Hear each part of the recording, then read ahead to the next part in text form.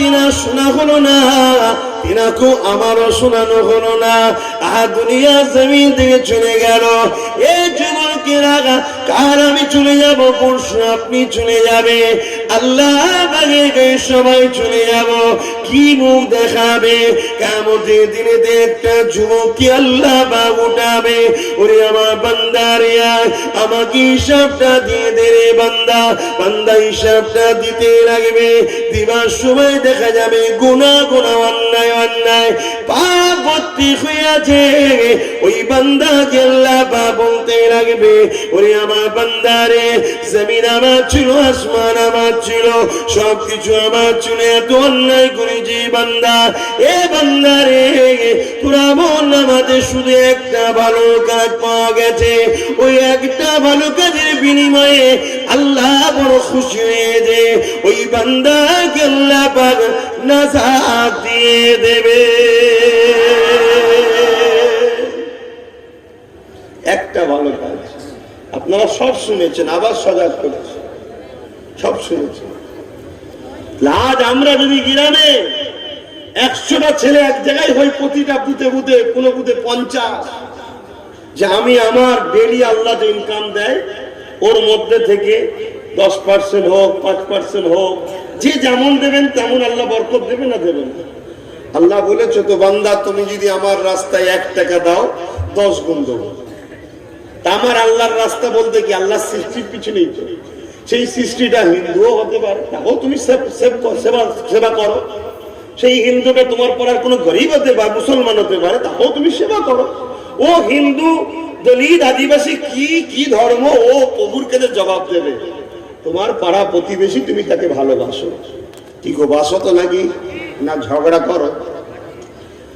যদি আমার নবীর উম্মত হও, আল্লাহ নবী জানিয়ে দিলেন, যার হাতের দ্বারা, কথার দ্বারা, যার ব্যবহার দ্বারা পাড়া প্রতিবেশী খুশি নয়, সে আমি রাসূলুল্লাহ আমার কেউই নয়।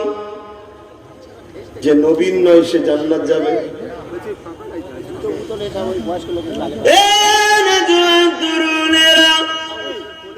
আল্লাহ নবীর একজন দিবানা হযরত আব্দুল্লাহ, বয়স তার 18 থেকে 19, কাজের সূত্রে শহরে গিয়েছিল। এমন সময় দেখা যায় হযরত আব্দুল্লাহ যে জায়গায় ঘর ভাড়া নিয়েছে, ওই ঘরের পাশে একজন গায়ের মুসলমানের বাড়ি রয়েছে, যে কিনা আগুনের উপাসনা করে। এই সময়তে আব্দুল্লাহকে কষ্ট দিবার জন্য এমন করে ঘরের নোংরা গুলোকে পরিষ্কার করে নিয়ে আব্দুল্লাহ ঘরের সামনে ফেলে দিয়েছে। আব্দুল্লাহ এখন ফজরের নামাজটা পড়ে নিয়ে কোরআন তেলাওয়াত করে বেরোতে লেগেছে। ওই সময় আব্দুল্লাহ দেখতে লেগেছে যেমন করে নোংরা পড়ে রয়েছে। আব্দুল্লাহ তাকে কাউকে দেখতে না পেয়ে ওই নোংরা গুলোকে পরিষ্কার করে নিয়ে যেখানে মহিলা ফেলে ওই জায়গাতে ফেলে দিল। কোনো গালিগালাজ তো দূরের কথা, কে ফেলেছিস একবারও জিজ্ঞাসা করলো না। পরের দিনে আবার যখন নামাজ পড়ে ফজরে বেরোতে লাগে, আবার থেকে নোংরা রয়েছে, পরের দিনে আবার থেকে নোংরা রয়েছে। পর কয়েক সপ্তাহ যখন আব্দুল্লাহ বেরোয়, এইভাবে ঘরে নোংরা পড়ে রয়েছে দেখতে পায়। আব্দুল্লাহ কাউকে জিজ্ঞাসা করে না, কে ফেলেছে কাউকে বলে না, নির্জনে ফেলে দিয়ে ঘরের দরজা লাগিয়ে দে। প্রতিদিন নিজের কর্মে বেরিয়ে যায়। একদিন যখন পাঁচশোকে মহিলাটা ফেলে, সে এমন করে জিজ্ঞাসা মনে করতে লেগেছে, আব্দুল্লাহ তো মনে মনে আমি কে খুঁজতে লেগেছে, কে ফেলেছে, আজকে আব্দুল্লাহ সামনে ডাইরেক্ট ফেলে দেবো। বুঝতে পারছেন তো মাইকেরা ভাই? এখন ট্রেনিং দেওয়া হচ্ছে তোমাদের ঘরে, মানে এতদিন তোমাদের ঘরে অনেক কিছু ট্রেনিং দেওয়া হয়েছে, তো আজকে অন্য ট্রেনিং দেওয়া হচ্ছে।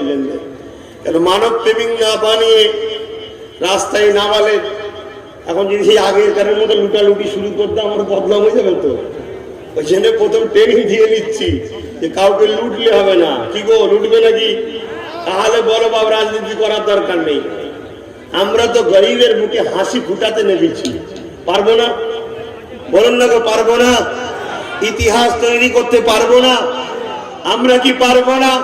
প্রত্যেকটা আদিবাসী ঘরের ছেলে মেয়ে 90% উপরে যারা নাম্বার পাবে তাদেরকে সম্পূর্ণ ফ্রি পড়ানোর ব্যবস্থা চালু করতে পারবো না? আমরা কি পারবো না? প্রত্যেকটা হিন্দু, দলিত, আদিবাসী, মুসলমান যে ধর্মেরই হোক না কেন, তারা যখন মাধ্যমিকে 90% নাম্বার পাবে, তাদের ছেলে মেয়েদের ঘরে পড়িয়ে ডাক্তার, উকিল, জজ, DM, IPS officer, WBS officer, আমার ভারতের গর্ব, আমাদের ভবিষ্যৎ বানাতে পারবো না? এই কাজ করার জন্যই নামছেন তো নাকি? না ব্যাংক ব্যালেন্স তৈরি করবেন যে হুজুর একবার আমায় চান্স দাও না, দেখছি তারপরে কি করা যায়। এই চুরি করতে নামবে, খুব ক্ষতি হবে। কিন্তু আমি কিন্তু খুব ভালো মানুষ, ছেড়ে কথা কাউকে বলিনি।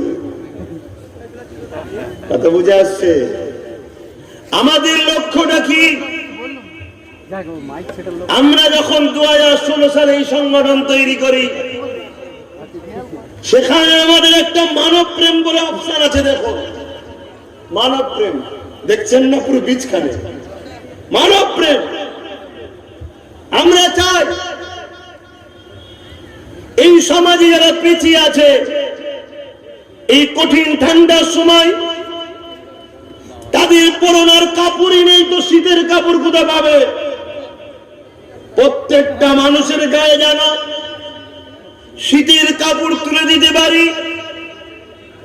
আমরা চাই প্রতিটা মানুষ যেন রাত্রিরে, দুপুরে দুবেলা পেট ভরে খেয়ে হাসি খুশিতে ঘুরতে পারে। আমরা চাই প্রতিটা পরিবারে একটা করে যেন কর্মসংস্থান থাকে, তাহলে কখনো কারো যদি কাজ হারিয়ে যায়, কোন চাষ বা কোন জায়গায় লস হয়ে গেল, ওই যে কর্ম যার আছে সে বাকি পরিবারকে টেনে নিয়ে যেতে পারবে। আমরা চাই এই সমাজে আজকে আমাদের কাছে সব থেকে আপন যারা কৃষক, সেই কৃষক গুলো আজকে দীর্ঘদিন তারা বেউজ্জতি, তারা তাদের অধিকার পাচ্ছে না, তারা ইনসাফ পায়নি, ইনসানিয়ত পায়নি। আমরা চাই তাদের অধিকার। তাই আজকে এই মঞ্চ থেকে দাঁড়িয়ে মনে পড়েছে আপনাদেরকে জাগিয়ে দিই, 2021-এর আগে আমরা এই সংগঠনের মাধ্যম দিয়ে বিভিন্ন সময় বিভিন্ন গরিব মানুষের আন্দোলন তুলেছি। আজকে এই মঞ্চ থেকে আবার বলি, আজ প্রায় 2 মাস হতে চলল, দিল্লির বুকে লাখো লাখো কৃষক তাদের অধিকারের জন্য আজও বসে আছে। আপনারা কি ভাবছেন জানি না, কৃষকরা যদি শেষ হয়ে যায়, আপনারা ভাবছেন আমরা তো কৃষক নই, আমি ভাবছি আমি তো হুজুর, উনি ভাবছে আমি তো ব্যবসায়ী, উনি ভাবছে আমি তো স্কুল মাস্টার। মনে রেখে দেবেন, আজকে আমরা যে চালটা 40 টাকায় কিনে খাচ্ছি, যদি কৃষক শেষ হয়ে যায়, এই আইনটা যদি লাগু হয়ে যায়, 200 টাকা কিলো চাল পাবে কি সন্দেহ আছে? তাহলে মিডিয়াম ক্লাসের মানুষ আপনারা তো ধ্বংস হয়ে যাবেন, আর যারা গরিব মানুষ তারা তো একেবারে শেষ হয়ে যাবে।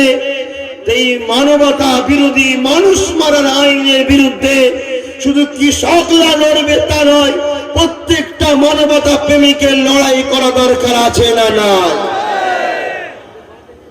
এই শিক্ষা কিন্তু এটা মানব প্রেম, এটাই তো মানব প্রেম। কেউ বিপদে পড়লে তাকে আশ্রয় দাও, আর এটাই তো হযরত প্রফেট মুহাম্মদ সাল্লাল্লাহু আলাইহি ওয়াসাল্লাম আমাদেরকে শিখিয়েছেন। আমার নেতার আদর্শ কেমন ছিল? শুধু মানুষ কেন, ইতিহাস তো আপনারা জানেন। একদিন রাস্তা দিয়ে যাচ্ছিল একটা হরিণী, এক শিকারী তাকে বেঁধে ফেলেছিল। হরিণীটা আমার রাসূলকে বলেছিলেন যে আমার 2টো বাচ্চা আছে, তাদেরকে দুধ পান করাতে হবে, আপনি আমাকে একটু মুক্তি দেন। কারো মাথায় যেতে পারে একটা মানুষে হরিণীর সঙ্গে কথা বলছে, আর ইতিহাস গাওয়া দিচ্ছে হযরতে নবী সুলাইমান আলাইহিস সালাম প্রত্যেকটা মখলুকের রাজা ছিল। পিপীলিকার সঙ্গে কথা বলতো, সমস্ত মখলুকের সঙ্গে কথা বলতো। নবী সুলাইমান আলাইহিস সালামের নবী মুহাম্মদ রাসূল, তাহলে তিনাকে আল্লাহ পাওয়ার দিতে পারে না? পারে না। এটা মহান প্রভুর দান। তিনি এই হরিণীর সঙ্গে কথা বলে হরিণীকে বলেছিল, তুমি যে দুধ পান করিয়ে ফিরে আসবে কি গ্যারান্টি আছে? হরিণী বলেছিল, আমি ফিরে আসবো কি আসবো না এর জন্য মুহাম্মদ রাসূল খোদ নিজে জানে। জোরে বলুন সুবহানাল্লাহ। আমার নেতা হযরত প্রফেট মুহাম্মদ সাল্লাল্লাহু আলাইহি ওয়াসাল্লাম হরিণীকে ছেড়ে দিল। শিকারী যে বন্দী করেছিল সে আগিয়ে আসলো, এসে জিজ্ঞাসা করছে, মুহাম্মদ এখানে একটা হরিণী বাঁধা ছিল, তুমি দেখেছিলে? শুধু তো বললেই হতো, আমি জানি না। এই কথা বুঝছেন না? আমার নবী এটা বলেছিল। আমার নবী বলেছিল, হ্যাঁ, সে তার বাচ্চাকে দুধ পান করাবে বলেছে, তাই আমি খুলে দিয়েছি।